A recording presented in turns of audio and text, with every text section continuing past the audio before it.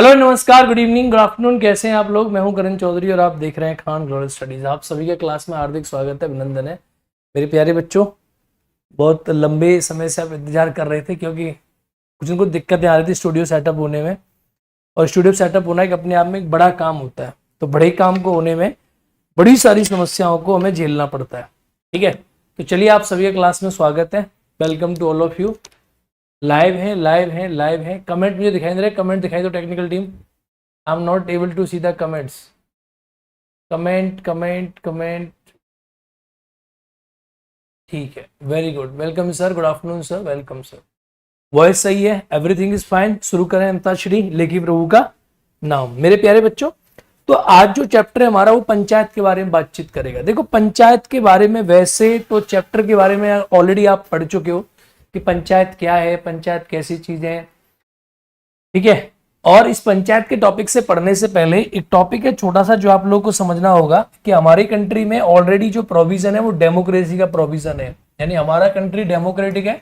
तो democratic country का हमारे कंट्री का सेटअप है। याद करो, लास्ट क्लास में मैंने आपको एक बात बताई थी कि हमारा जो देश है मेरे प्यारे मित्रों, वो कैसा कंट्री है? वो लोकतांत्रिक कंट्री है। और जो लोकतांत्रिक कंट्री है, तो लोकतांत्रिक कंट्री में, डेमोक्रेटिक कंट्री में, हमारे देश में लोकतंत्र की कई प्रकार की लेयर है। आपने कहा था हाँ सर, बिल्कुल आप सही कह रहे हो। तो कई प्रकार की जब लोकतंत्र की लेयर है, तो उन लेयरों में पहला मैंने बात करी थी आप लोगों से, याद करो कि हमारे कंट्री में एक संघ सरकार है, तो यूनियन के लेवल पे एक लेवल है जहां मोदी जी बैठ रहे हैं। ठीक है, एक हमारे कंट्री में स्टेट गवर्नमेंट है, स्टेट सरकार है, जहां हमारे कंट्री में राज्य का एक लेवल है जहां आप देखते हैं योगी जी बैठ रहे हैं या नीतीश जी बैठ रहे हैं या और भी। ऐसे एक हमारे कंट्री में लोअर लेवल है जिसे हम पंचायत कहते हैं। तो पंचायत को आप लोग जो नाम देते हो, क्या नाम देते हो? आप इसे नाम देते हो local self government. Local self government is known as panchayat. इसी को आप पंचायत के नाम से जानते हो, that is called local self government. ठीक है, ठीक है, कोई बात नहीं है। लोकतंत्र सरकार के मुख्य तत्व नहीं हुआ, इसी के बारे में बातचीत कर रहा हूं, वही थोड़ा टॉपिक छूट रहा है। तो देखो, ये हो गया, ये आपको लोकतंत्र है। अब लोकतंत्र सरकार को आप कैसे पहचानोगे कि भाई आपके कंट्री में लोकतंत्र सरकार है या नहीं है? तो आप ये कैसे पहचानोगे? तो लोकतांत्रिक सरकार के कुछ मुख्य तत्व होते हैं। एक टॉपिक है आपका छोटा सा कि लोकतांत्रिक जो सरकार होती है, इस लोकतांत्रिक सरकार के कुछ मुख्य तत्व होते हैं। लोकतांत्रिक सरकार के मुख्य तत्व। अब इस लोकतांत्रिक सरकार के मुख्य तत्व कौन से होते हैं? यानी आप ये कह सकते हैं these are the main elements of democratic government. Main elements कौन से होते हैं किसी कंट्री में? अगर डेमोक्रेसी है तो इसके मेन एलिमेंट क्या क्या होंगे? एक टॉपिक था बीच में जो हमारा रह गया, यानी हम इसे नहीं करे। वो छोटा सा टॉपिक है, बहुत दो तीन पेज का टॉपिक है। मैं इसको समझा देता हूं आपको और आप इसे समझ लो। ठीक है, देखो, लोकतांत्रिक सरकार के मुख्य तत्व क्या होते हैं? मेन एलिमेंट, सबसे पहला एलिमेंट होता है कि जहां भी लोकतंत्र होगा वहां पर भागीदारी होगी, पार्टिसिपेशन। अब भागीदारी क्या होती है? फॉर एग्जाम्पल, अगर कहीं आप पहचानना चाहते हैं कि सर यहाँ लोकतंत्र है या नहीं है, तो पहला एग्जाम्पल होगा उसका पार्टिसिपेशन, भागीदारी। अभी भागीदारी क्या होती है मेरे प्यारे बच्चों? भागीदारी का मतलब होता है, भागीदारी का मीनिंग होता है, हाँ आप लोग नोट कर सकते हैं, मुख्य लोकतंत्र सरकार के मुख्य तत्व क्या क्या है। 8 पेज का ही लेसन है, इसको समझ लो। मैं बता रहा हूं आपको, इस टॉपिक का जो पावर पॉइंट है, जो पीपीटी आप लोगों का वो नहीं हुआ है, मैं इस टॉपिक को आपको समझा दे रहा हूं यहीं की यहीं, जिससे कि आप लोग इस टॉपिक को जान सकें। मैंने इसका जो है ऑलरेडी इसका एनसीईआरटी ओपन कर लिया है, तो मैं आपको यहाँ टॉपिक को समझा दूंगा कि इस टॉपिक के अंदर क्या क्या चीजें आती है, लोकतंत्र सरकार के तत्व क्या क्या है, इसमें क्या क्या दे रखा है। इसमें बेसिकली एक कहानी दे रखी है, अफ्रीका की कहानी दी हुई है कि वहां ऐसा होता था वैसा होता था। अफ्रीका के जॉनसन वर्ग में एक कहानी दे रखी है कि एक बुढ़ी सी औरत होती है, उसके पास एक छोटी सी बच्ची जाती है। वो छोटी बच्ची उस बुढ़ी सी औरत से कहती है कि दादी दादी इस बॉक्स में क्या रखा है? तो दादी कहती है कि इस बॉक्स में कुछ नहीं है, लेकिन वो छोटी सी बच्ची क्या करती है, उस बॉक्स को खोल लेती है और उस बॉक्स में उसे कुछ फोटोज प्राप्त होता है। उसमें एक फोटो था जो उसके एक भाई का होता है, जो एक बड़ा भाई था उसका फोटो होता है। तो वो पूछती है कि ये कहाँ गए? तो उसकी दादी बताती है कि इसकी बच्चे की जो है मौत हो गई थी, मृत्यु हो गई थी। तो वो पूछती है कि इनकी मृत्यु कैसे हो गई थी? तो अफ्रीका का एक बहुत अच्छा सा, मेरे प्यारे बच्चों, उसने एक चीज बता रखी है कि अफ्रीका में श्वेत और अश्वेत के बीच में, यानी काले और गोरे के बीच में, व्हाइट एंड ब्लैक के बीच में एक लंबी लड़ाई रही है। और व्हाइट लोगों ने ब्लैक लोगों के साथ हमेशा डिस्क्रिमिनेशन किया है। यानी अफ्रीका में हमेशा जो काले लोग हैं उन काले लोगों के साथ डिस्क्रिमिनेशन किया है। किन लोगों ने? सफेद लोगों ने। यानी सफेद लोग अपने आप को हमेशा ऊंचा मानते हैं और जो व्हाइट लोग हैं वो अपने आप को ऊंचा मानते हैं और जो काले लोग हैं उन्हें नीचा मानते हैं। उस बच्ची ने कहा कि देखो, बच्ची को बताया कि तुम्हारा जो भाई था वो एक स्कूल में पढ़ता था, उसका नाम था हेक्टर पीटरसन। तो आप एक कहानी पढ़ोगे तो एक छोटी सी कहानी में आपको जानने को मिलेगा कि इस बच्ची का भाई हेक्टर पीटरसन के स्कूल में पढ़ा करता था। जब पढ़ा करता था तो वहां दक्षिण अफ्रीका में जो गोरे और काले रंग का भेदभाव हुआ करता था। तो जो अफ्रीकन जो लोग थे ना, अफ्रीका में जो अंग्रेज थे, अंग्रेज चाहते थे कि सारे लोग अफ्रीकन भाषा सीखें, और जो पीटरसन हुआ करता था वो चाहता था मैं कोई अपनी भाषा सीखूं, पर्सनल लैंग्वेज सीखूं। इसी को लेकर काले गोरे के बीच में लड़ाई हुई, और काले गोरे के बीच में लड़ाई हुई तो इस लड़ाई के दौरान ही पीटरसन की मृत्यु हो गई। जब इसकी मृत्यु हो गई तो यही यहां एक आपको बताने की कोशिश करी गई है कि अफ्रीका में एक प्रकार से रंग भेद हुआ करता था लोगों के बीच में। ये रंग भेद अब वर्तमान में समाप्त हो गया। तो ये पहला एग्जाम्पल आता है कि भाई रंग भेद जो है यानी भेदभाव जो है वो हुआ करता था। अब लोकतंत्र सरकार में क्या क्या आया? उसमें भागीदारी आई। यानी सरकार अब ऐसी नहीं बन रही है कि सरकार सब कुछ अपने अकॉर्डिंग करेगी, आप लोगों की उसके अंदर भागीदारी है। ये भागीदारी है, आप लोगों की सरकार में भागीदारी है। तो लोकतांत्रिक सरकार का सबसे इंपॉर्टेंट टॉपिक है भागीदारी। जहां पर भी लोकतांत्रिक सरकार होगी वहां पर नियमित रूप से चुनाव होंगे। अगर मान लो आप अफ्रीका की बात कर रहे हैं या आप इंडिया की बात कर रहे हैं, तो जहां पर भी लोकतांत्रिक सरकार होगी वहां पर नियमित रूप से इलेक्शंस होंगे। यानी वहां पर नियमित रूप से निर्वाचन होंगे, नियमित रूप से इलेक्शंस होंगे, इलेक्शन वहां पर परफॉर्म किए जाएंगे। यानी वहां पर चुनाव होते रहेंगे, चुनाव होते रहेंगे, चुनाव होते रहेंगे। अगर कहीं पर भी लोकतंत्र है तो लोकतंत्र का पहला एलिमेंट है कि जहां भी लोकतंत्र होगा वहां इलेक्शंस होंगे, और इलेक्शंस में हर आदमी को भागीदारी करने का मौका मिलेगा। जितनी भी जनता उस देश में निवास करती है उस पूरी की पूरी जनता को चुनाव में भागीदारी करने का मौका मिलेगा। ये एक लोकतांत्रिक सरकार की सबसे पहला एलिमेंट है कि अगर लोकतंत्र है तो वहां पर चुनाव में पार्टिसिपेशन होगा और चुनाव उस जगह पर अवश्य रूप से कराए जाएंगे। ठीक है,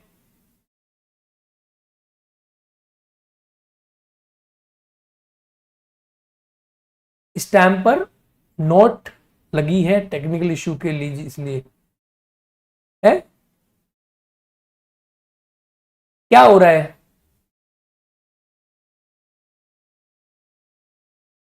हाँ, पंचायती राज होगा। मैं बीच में थोड़ा बता दे रहा हूं आप लोगों को कि लोकतंत्र सरकार के अक्षर क्या क्या मतलब होते हैं, लोकतंत्र सरकार में क्या क्या एलिमेंट होते हैं। समानता और न्याय सेकंड इसका एलिमेंट होता है कि जहां भी लोकतंत्र सरकार होगी वहां पर जो सेकंड एलिमेंट होगा वो क्या होगा? समानता और न्याय होगी। यानी जहां पर भी लोकतंत्र होगा वहां समानता मिलेगी आपको देखने को और न्याय मिलेगा। अब समानता और न्याय में क्या डिफरेंस है? यानी आप लोग पूछेंगे कि सर कहीं भी लोकतंत्र है आपको पहचानना है। अब बोलोगे भैया पाकिस्तान में लोकतंत्र है कि नहीं है, अफ्रीका में लोकतंत्र है कि नहीं है, चीन में लोकतंत्र है कि नहीं है, श्रीलंका में लोकतंत्र है कि नहीं है, अफगानिस्तान में लोकतंत्र है कि नहीं है, तो आप कैसे पहचानोगे? तो इसके कुछ एलिमेंट है, कुछ तत्व है। तो जहां भी लोकतंत्र होगा वहां पर आपको समानता मिलेगी। अब समानता क्या होती है? समानता का मतलब होता है कि सभी लोगों के साथ एक प्रकार का व्यवहार होगा, समान व्यवहार होगा। जैसे हमारा संविधान है तो हमारे संविधान में आप क्या नोटिस कर रहे हो कि हमारे कंट्री में सभी के साथ समान व्यवहार है, यानी इक्वल बिहेवियर टू ऑल है। आपकी कोई भी जाति है, आपका कोई भी धर्म है, आपका कोई भी लिंग है, इससे कोई फर्क नहीं पड़ता। इक्वल बिहेवियर टू ऑल यानी हमारे कंट्री में सभी का एक प्रकार से आप ये कह सकते हैं समान प्रकार का व्यवहार है, सभी के साथ समान व्यवहार किया जाता है। सर पॉलिटिकल के लक्ष्मीकांत, बेटा लक्ष्मीकांत अलग है, ये एनसीईआरटी अलग है। लक्ष्मीकांत पढ़ना बिल्कुल जरूरी नहीं है। अगर आप पॉलिटी की मेरी क्लास पढ़ लोगे तो अभी यहां इसको पढ़ लो कि यहां भी इसको नहीं पढ़ना है। पहले यहां इसके बारे में थोड़ा जान लो, ये क्या चीज है, क्या आप पढ़ने लग रहे हो, इसको तो जान लो थोड़ा थोड़ा सा। चलिए, अब तो समानता क्या है? तो जहां पर भी आप देखेंगे, जहां पर भी आप पाओगे कि जहां लोकतंत्र होगा वहां सबके साथ समानता वाला व्यवहार होगा। अब न्याय क्या होता है? तो मेरे प्यारे बच्चों अगर न्याय की मैं बात करूं, सर न्याय क्या होता है? तो देखो एक प्रकार से न्याय का मतलब होता है कि सर न्याय क्या है? तो न्याय का मतलब है जस्टिस, और जस्टिस को आप लोग कहते हैं कि जो व्यक्ति जिस चीज को बिलोंग करता है, यानी जो व्यक्ति जिस चीज का हकदार है। न्याय एक बहुत बड़ा कॉन्सेप्ट है, जस्टिस एक बहुत बड़ा कॉन्सेप्ट है, यानी जिस व्यक्ति का जो हक है उसे मिलना चाहिए, इसी को अब न्याय कहते हैं। जैसे पुरुष महिला बराबर है तो पुलिस को अगर वोट देने का अधिकार है तो महिला को भी वोट देने का अधिकार होना चाहिए। इसे आप नाम देते हैं राजनीतिक न्याय, that is called political justice. तो आप एक बात मुझे बताएंगे कि हमारे कंट्री में पॉलिटिकल जस्टिस है या नहीं है? आंसर देंगे हाँ या ना, यस और नो। तो हमारे कंट्री लोकतंत्र होगा कि नहीं होगा? हमारे कंट्री में राजनीतिक न्याय है। सेकंड होता है सामाजिक न्याय। सामाजिक न्याय क्या होता है कि समाज में जितने भी लोग हैं, सोशल जस्टिस का मीनिंग होता है कि समाज में जितने भी लोग हैं उन सारे के सारे लोगों के साथ आप समानता का व्यवहार करो, समानता का व्यवहार करो, that is called social justice. जाति के आधार पे, धर्म के आधार पे, लिंग के आधार पे ऐसा कोई भेदभाव रहित व्यवहार होना चाहिए, यानी that behaviour should be discrimination less, यानी किसी प्रकार से किसी आदमी के साथ कोई डिस्क्रिमिनेशन नहीं होना चाहिए, भेदभाव नहीं होना चाहिए, ऐसा व्यवहार होना चाहिए। सामाजिक न्याय, राजनीतिक न्याय। आर्थिक न्याय क्या होता है? तो आर्थिक न्याय मेरे प्यारे बच्चों ये होता है, हमारी प्रस्तावना जब आप पढ़ते हो उसमें तीनों प्रकार के न्याय दिए हैं। आर्थिक न्याय को क्या बोलते हो आप? That is called economical justice. अब इकोनॉमिकल जस्टिस होता है कि हमारे कंट्री में ऐसा ना हो कि सारे पैसे अंबानी के पास चले जाएं, सारे पैसे अदानी के पास चले जाएं। This will be equal distribution of resources, यानी ऐसा नहीं होना चाहिए कि सारे जो है तेल के कुएं अदानी के हो गए। इक्वल डिस्ट्रीब्यूशन ऑफ रिसोर्सेस, यानी समाज में जो पैसा है हमारे कंट्री का, वो पैसा सभी के रूप में बराबर तरीका से बटे। इक्वल डिस्ट्रीब्यूशन ऑफ रिसोर्सेज, जो संसाधन है ना, उन संसाधनों का बंटवारा इक्वल होना चाहिए। तो आप इसे कहेंगे कि sir equal distribution of resources होगा। यस, इसे कहते हैं इक्वल डिस्ट्रीब्यूशन ऑफ रिसोर्सेज, यानी जो समाज के संसाधन है वो बराबर तरीका से बढ़ जाए, आपके पास भी रहे, मेरे पास भी रहे, सभी के पास रहे। ठीक है, that is called social justice. तो जहां पर भी जिस कंट्री में अगर लोकतंत्र है तो लोकतंत्र वाले कंट्री की दो तीन चीजों की विशेषता है कि जिस कंट्री में आपको लोकतंत्र देखने को मिलेगा उस कंट्री में आप सर कहेंगे कि उस कंट्री में जहां लोकतंत्र है उस कंट्री में ये न्याय आपको जरूर देखने को मिलेगा। सामाजिक न्याय, राजनीतिक न्याय और आर्थिक न्याय, ये तीनों प्रकार के न्याय आपको उसमें देखने को मिलेंगे। बात समझ आई या नहीं है? ये आपको लग रहा है नहीं है, लेकिन मैं आपको समझाऊंगा है। हमारे संविधान की बात करते हो, आर्टिकल 39B है संविधान में, आर्टिकल 39C है संविधान में, वो इसी की बात करते हैं कि सामाजिक आर्थिक न्याय हमारे कंट्री में आर्थिक न्याय कैसे कैसे बनेगा। हमारी कंट्री में आप देखते होंगे, इकोनॉमी में आप पढ़ते होंगे कि भाई कोई टेंडर आता है, सरकार कोई चीज लेके आ रही है, टेंडर उठता है, टेंडर के माध्यम से आपको चीजें प्राप्त होती हैं।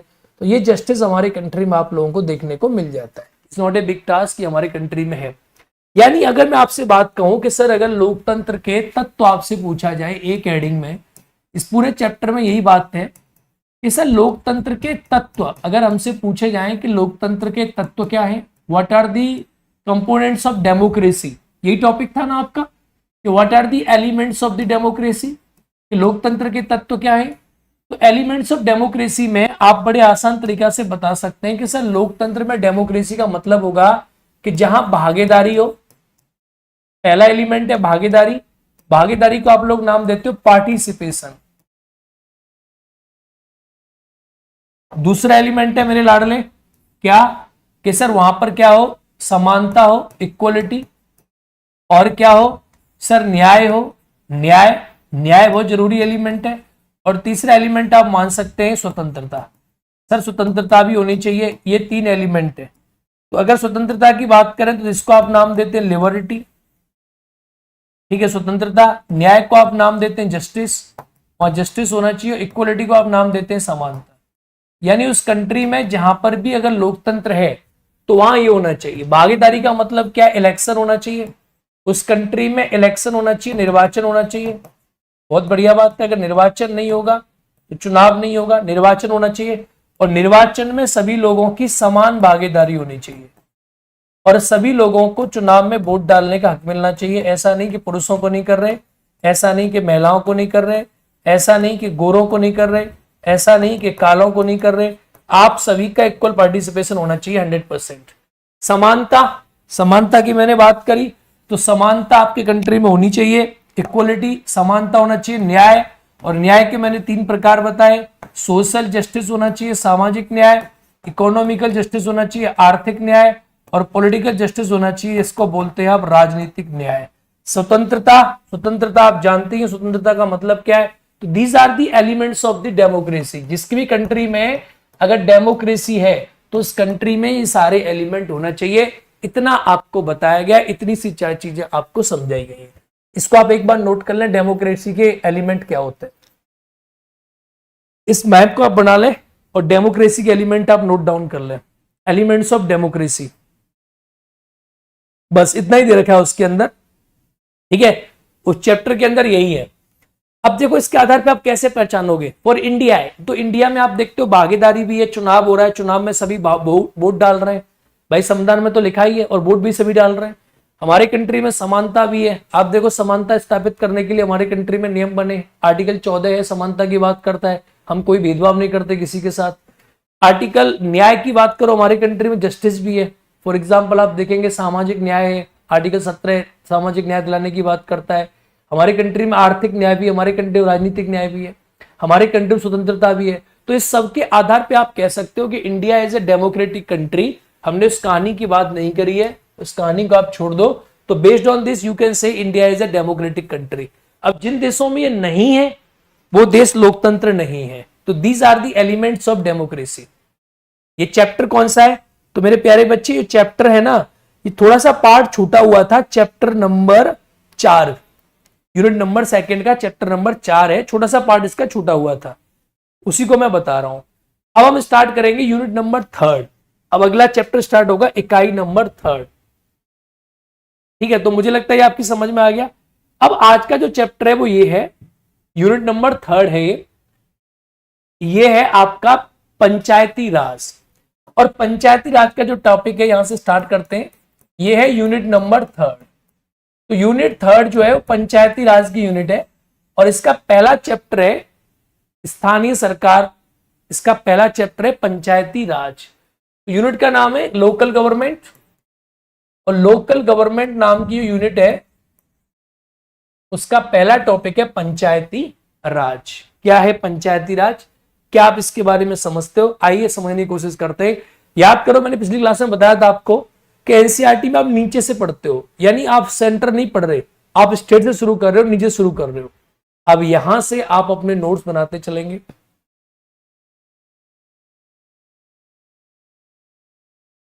हाँ मृणाल कुमार, एनसीईआरटी आप ओरिजिनल लो गधो, किसी कुमार अग्रवाल की एनसीईआरटी मत लेना, ओरिजिनल एनसीईआरटी लो। ओरिजिनल एनसीईआरटी किताब खरीद लो, बहुत सस्ती आती है, 20 रुपए 50 रुपए की, बहुत सस्ती एनसीईआरटी किताब खरीदो। अब यहां देखो, अब यहां से आपका चैप्टर स्टार्ट होता है, क्लास चैप्टर नंबर पंचायती राज का। ये चैप्टर नंबर एक्चुअली आपका 5 है, अध्याय 6 लिखा है, क्लास 6 लिखी है, क्लास 6 की एनसीईआरटी, अध्याय नंबर इसका 5 है। ये 5वां नंबर का चैप्टर है। अगली बार से अगली क्लास में मैं इसको बताते चलूंगा। अब नोट्स कैसे बनाने आपको समझो। आप टॉपिक डालो पंचायती राज, टॉपिक डालो लोकल गवर्नमेंट, पहले टॉपिक मेंशन करो लोकल गवर्नमेंट, डाल दिया टॉपिक, लोकल गवर्नमेंट नाम का टॉपिक अपनी कॉपी में मेंशन करो, चैप्टर नंबर 5 मेंशन करो। अब इसके अंदर दो चीजें, एक तो कहानी है और एक कॉन्सेप्ट है। अब कॉन्सेप्ट क्या है वो आपको थोड़ा थोड़ा समझना है। देखो हमारी कंट्री में, अब जैसे मैं बोलता चल रहा हूं, इसको आप लिखते चलोगे, हमारी कंट्री में जो lowest base of the government है ना, जो नीचे के सबसे नीचे गवर्नमेंट है उसे लोकल गवर्नमेंट कहते हैं, जो बीच की उसे स्टेट गवर्नमेंट कहते हैं, जो टॉप की उसे यूनियन गवर्नमेंट कहते हैं। जो बच्चे समझ रहे होंगे इसको लिख चुके होंगे। जो नीचे का है उसको लोकल गवर्नमेंट कहते हैं। The lowest form of the government is called local government. यानी अगर आपसे कोई पूछे कि सर लोकल गवर्नमेंट होती क्या है, what is the local government, तो लोकल गवर्नमेंट हमारे कंट्री में 3 प्रकार की गवर्नमेंट है। तो ये तो हमारी कंट्री का आप देखोगे, मेरे साथ साथ लिखते चलो, ये यूनियन गवर्नमेंट है, ये स्टेट गवर्नमेंट है, और इसको आप बोलते हैं लोकल गवर्नमेंट। यानी आप इसे, that is called local government. इसको आप नाम देते हो स्थानीय सरकार। अब मेरे प्यारे बच्चों समझना मेरी बात ध्यान से, इसको आप नाम देते हो स्थानीय सरकार, और यह है आपकी राज्य सरकार, और यह है आपकी यूनियन यानी संघ सरकार। तो मेरे प्यारे बच्चों जरा पॉइंट को समझने की कोशिश करो, इन तीनों पॉइंट्स में क्या क्या है। तो आज हम जिसके बारे में पढ़ेंगे वो किसके बारे में पढ़ेंगे, इसके बारे में पढ़ेंगे, लोकल गवर्नमेंट के बारे में। आइए मैं थोड़ा आपको समझा देता हूं एनसीईआरटी से पहले कि आपको क्या जानना चाहिए, इसको लोकल क्यों कहते हैं, why it is called local government. मेरी बुक में चैप्टर 9 4 है, जिसकी में 4 है, बुक में 4 दिया है, ये मेरी किताब में तो 5 चैप्टर दिया है बेटा। ये मेरी किताब में यूनिट नंबर 3 दिए है। आप 6वीं क्लास की किताब पढ़ रहे हो, 7वीं क्लास की किताब पढ़ रहे हो?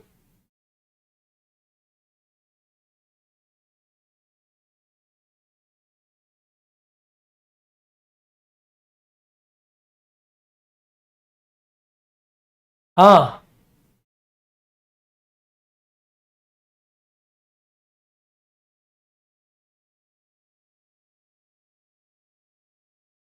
मेरा 5 है सर, नोट मिलेगा।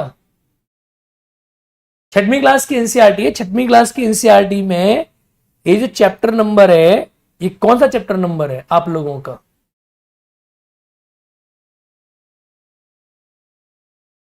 ये क्लास 6 में 4th चैप्टर है। यस,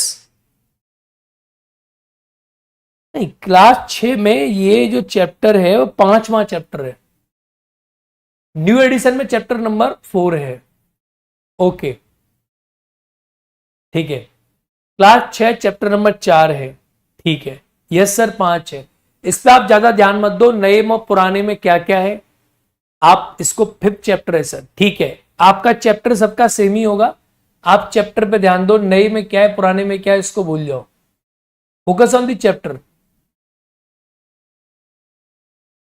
हाँ, एनसीईआरटी भी चलो क्वेश्चन बनाना है, ठीक है। अब शुरू करें कहानी, लेट्स स्टार्ट द कहानी। तो पंचायती राज जो होता है that is called local government. अब स्थानीय सरकार को स्थानीय सरकार क्यों कहते हैं? क्योंकि इसमें स्थानीय लोगों की भागीदारी होती है, स्थानीय लोगों की भागीदारी होती है। नोट्स बनाते चलो साथ की साथ, इसीलिए आप इसे क्या नाम देते हैं, बिकॉज इसमें क्या है, पार्टिसिपेशन ऑफ लोकल पीपुल है। यानी आप ये कह सकते हो कि इसके अंदर आप जो देखने को मिल रहा है पार्टिसिपेशन ऑफ लोकल पीपुल है।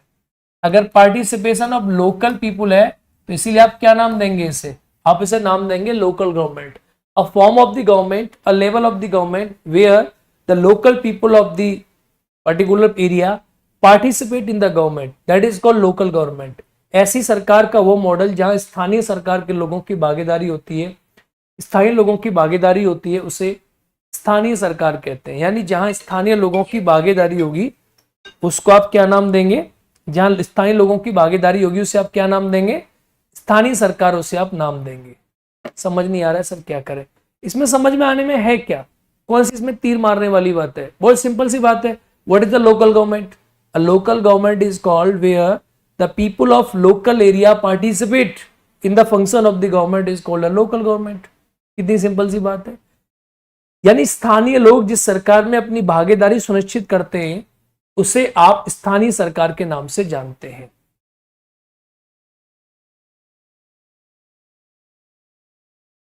क्या उलझा दिया, क्या प्रॉब्लम हो रही है?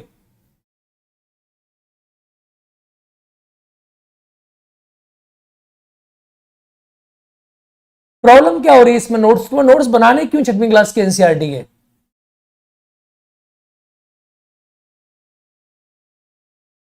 सही से लिखवाने की जरूरत क्या, यही तो नोट्स है गधो, ये क्या नोट्स नहीं दिख रहे आप लोगों को? यही तो नोट्स है, लिखने की जरूरत क्या पड़ रही है आप लोगों को? ये तो नोट्स ही है, इनको आपको लिखना क्या है?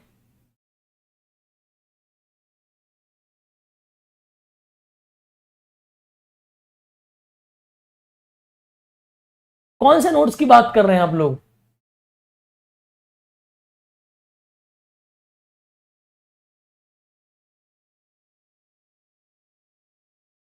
अरे इसमें नोट्स की प्रॉब्लम क्या है, आप इसे समझो पहले, साथ में नोट्स बनाते चलना। देखो, ग्राम सभा की बैठक है, अब सुनना मेरी बात ध्यान से। At the beginning of the gram sabha meeting the sarpanch and panch gave details of the expenditure incurred in the repair of the road. जब ग्राम सभा की बैठक चल रही थी और ग्राम सभा की बैठक में सरपंच और पंच ने डिटेल जानकारी दी, एक्सपेंडिचर जो हुआ है, जो खर्चा हुआ है उसके बारे में। ग्राम सभा की बैठक की शुरुआत में सरपंच और पंच ने सड़क की मरम्मत पर होने वाले खर्च का ब्यौरा दिया। देखो, ग्राम सभा क्या होती है, पहले तो आप इसको समझो, ग्राम सभा होती क्या है। चैप्टर की शुरुआत यहां से होती है, यहां से ध्यान दें। आज का दिन बड़ा खास है, सभी लोग जल्दी जल्दी ग्राम सभा के लिए जा रहे हैं। क्या आपको पता है क्यों? Today is very special day, all the people are going to the gram sabha hurry. Do you know why? अब सबसे पहली बात आपसे पूछ रहा है कि सभी लोग ग्राम सभा जा रहे हैं, क्या आप जानते हैं क्यों जा रहे हैं? क्यों जा रहे हैं? क्योंकि जो पंचायत होती है, जो लोकल गवर्नमेंट होती है ना, लोकल गवर्नमेंट का जो सबसे नीचे का हिस्सा होता है उसे ग्राम सभा कहते हैं। All people are running hurry to the gram sabha. सभी लोग ग्राम सभा जा रहे हैं क्योंकि ग्राम सभा की मीटिंग होने वाली है। देखिए, डू यू नो व्हाई? सभी लोग क्यों भाग रहे हैं? देखो, क्योंकि पंचायत के चुनाव के बाद आज पहली बार ग्राम सभा की बैठक हो रही है। This is the first time that the gram sabha is meeting after the panchayat election.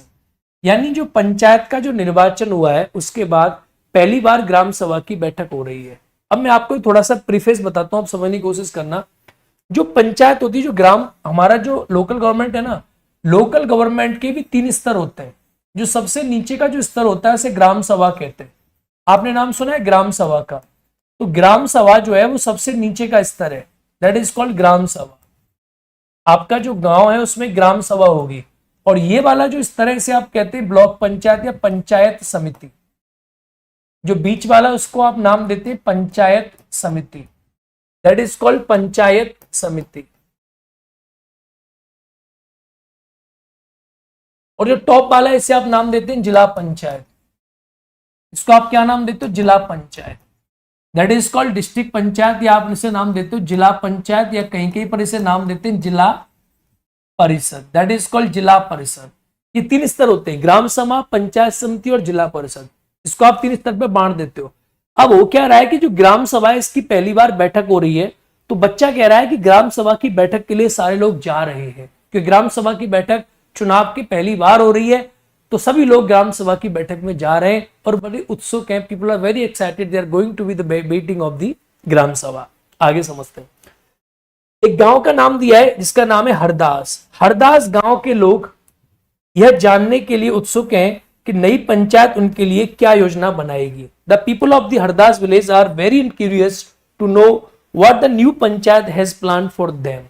यानी हरदास गांव के जो लोग हैं ये जानने के लिए एक्साइटेड हैं कि जो नई पंचायत है उनके लिए क्या योजनाएं बनाएगी और नई पंचायत उनके लिए क्या चीजें कर सकती है।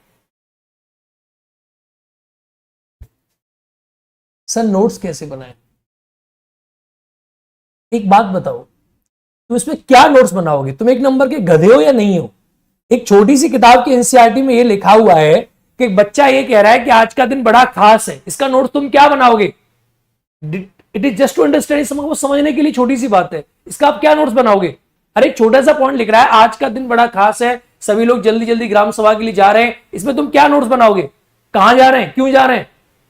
क्योंकि ग्राम पंचायत के चुनाव के बाद आज पहली बार ग्राम सभा की बैठक हो रही है। ठीक है, पहले इसको समझो, ग्राम सभा है क्या, क्यों चुनाव हो रहा है, क्या प्रॉब्लम है, क्या पंचायत बनती है, चीजें क्या है। 6वीं क्लास के बच्चे को पढ़ाने की एनसीईआरटी में तुम क्या नोट्स बनाओगे? तुम क्या नोट्स बनाओगे इसमें, मुझे बात बात बताओ। एक छोटी सी कहानी समझा रहा है तुम्हें, कहानी का कोई नोट्स बनता है क्या? ग्राम सभा क्या होता है? अबे ग्राम सभा समझाएगा ना वो आगे, ग्राम सभा क्या होती है। जब आगे आगे चैप्टर में जब बढ़ोगे, उसको पढ़ोगे, तो ग्राम सभा के बारे में आपको बताएगा ये ग्राम सभा होती है, ग्राम सभा में पानी कहां से आता है, ग्राम सभा किसे कहते हैं, ग्राम सभा के अंदर क्या क्या चीजें होती हैं, सब ग्राम सभा के बारे में है। ग्राम सभा की चर्चा के लिए अगला मुद्दा था गरीबों की रेखा, ये वो। तो ग्राम सभा कैसे बनती है, ग्राम सभा का मीनिंग क्या होता है, ये सब समझोगे। आप समझोगे क्या इसके अंदर आप लोग? फिर यही तो आप लोग को समझना है। पहले आप समझो तो सही, चीजें चल क्या रही है, शुरुआत कहां से हो रही है। तो नोट्स बनाने के लिए बोले हैं तो नोट्स बनाने हैं, लेकिन जब इंपॉर्टेंट चीज आएगी तब बनाओगे नोट्स, के शुरू से कुछ ही बनाओगे?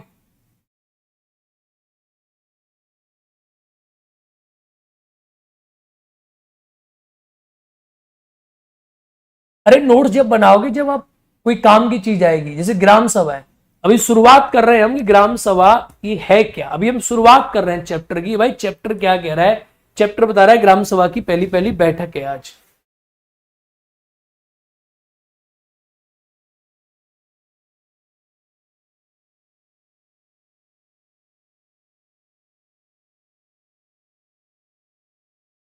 तुम्हें एनसीईआरटी पढ़नी है ना कि कुछ और पढ़ना है?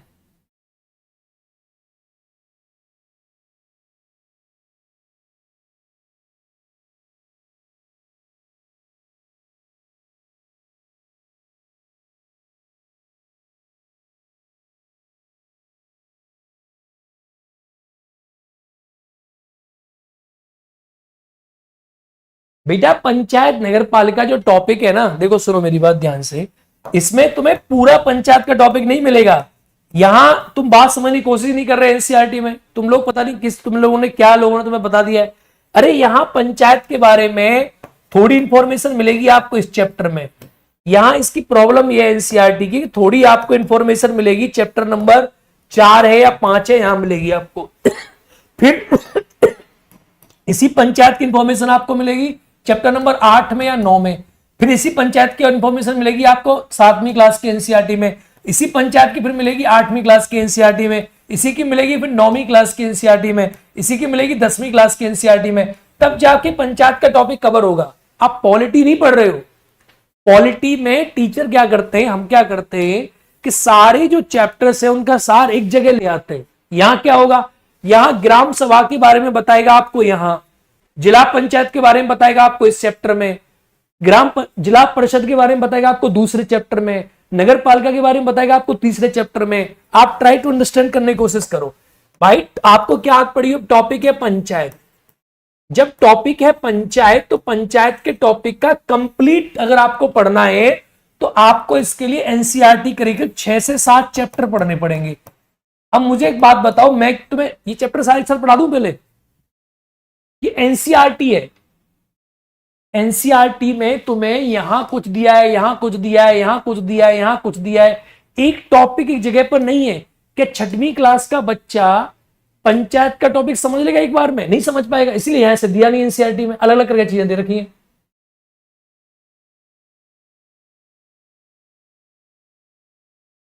भाई मेरी बात समझ, 6वीं क्लास का बच्चा एक बार में पंचायत का टॉपिक कैसे पढ़ सकता है?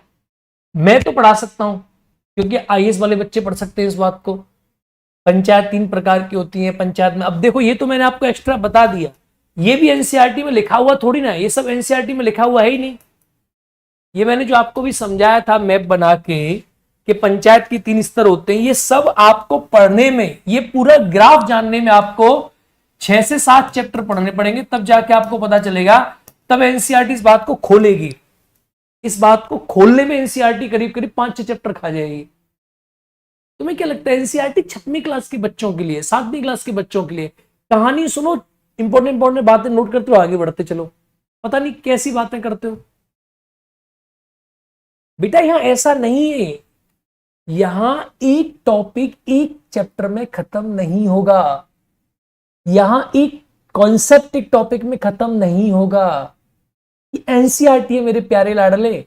इसी पंचायत के टॉपिक को जब पॉलिटी में पढ़ते हैं उसका अलग अंदाज होता है। एक क्लास में टॉपिक खत्म, ओवर एंड आउट, जाओ मजे लो। यहां क्या होगा, ये पंचायत कई बार आएगी। अभी ग्राम सभा की बात करेगा, 2 चैप्टर बाद फिर ग्राम पंचायत समिति की बात करेगा, फिर 4 चैप्टर बाद अगली किसी किताब में जिला परिषद की बात करेगा, फिर पंचायत इलेक्शंस की बात करेगा। ऐसे तितर मित्र है ये एनसीईआरटी। कुछ यहां है, कुछ कहीं है, कुछ कहीं है। एक जगह पर सारी चीजें नहीं है।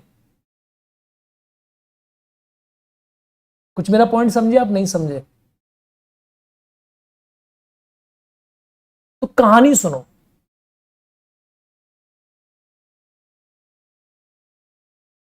NCERT for building understanding right, समझ गए? चलो कहानी पर ध्यान दो, जब मैं बताऊंगा तो नोट, जब मैं बोलूंगा तब नोट करना। चलो अब ग्राम सभा की जो बैठक है ना, बच्चा कह रहा है कि, छोटा बच्चा बोल रहा है कि ग्राम सभा की आज बैठक होने वाली है। छोटे बच्चे की तरह समझो, ग्राम सभा की बैठक में सब लोग कह रहे हैं आज ग्राम पंचायत ग्राम सभा की पहली बैठक है, पंचायत का चुनाव हुआ है।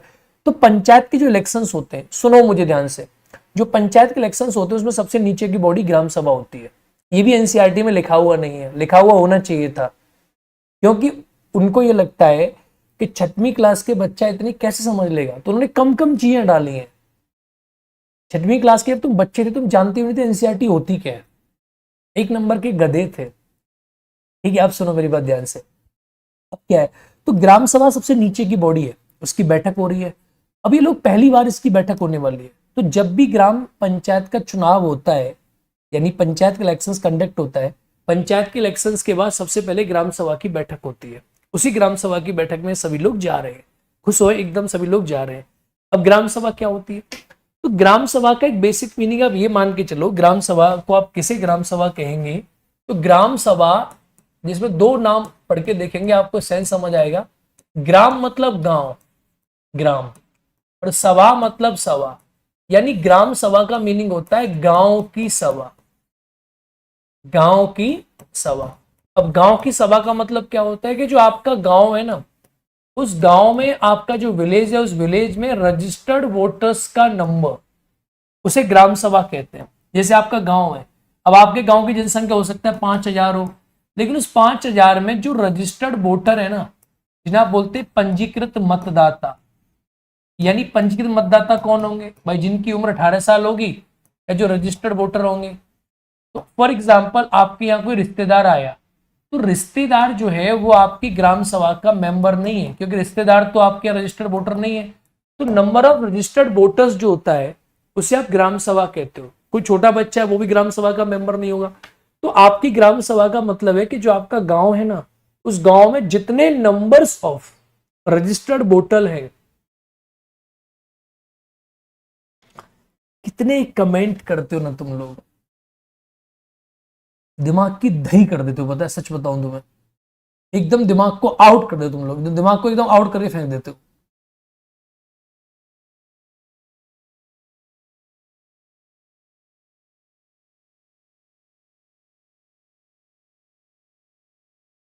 तो मैं एक काम करो, अगली क्लास में नोट्स के साथ ही लूंगा तुम्हारी। Thank you. No class now, of.